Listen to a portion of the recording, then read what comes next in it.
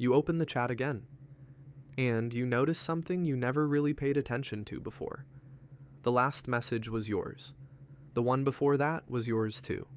And the one before that. Good morning. Did you get home safe? How was your day? All from you. So this time, you decide to do something different. You close the chat. You put your phone down.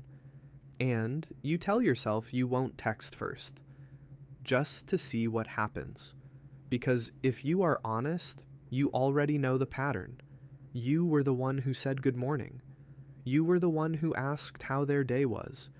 You were the one who kept the conversation alive. Again and again. So this time, you stay quiet. You tell yourself that if they care, they will notice.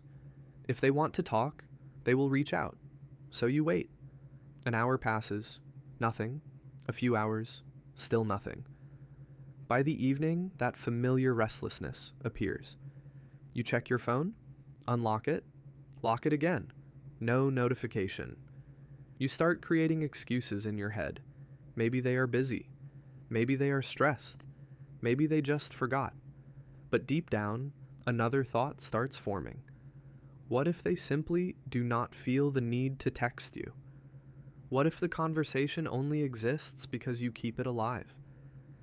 That thought is uncomfortable, so most people push it away. They send the message, they restart the cycle, and everything feels normal again.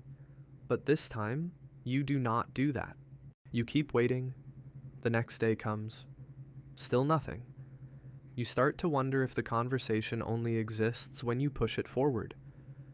Now the silence feels louder than any argument ever could, because arguments at least prove there is emotion. Silence proves something else. Silence shows where the effort really comes from. You remember all the times you reached out first, all the times you carried the conversation, all the times you asked the questions and kept things going. And you realize something. Without your effort, the connection barely moves. Effort that is always available slowly becomes invisible.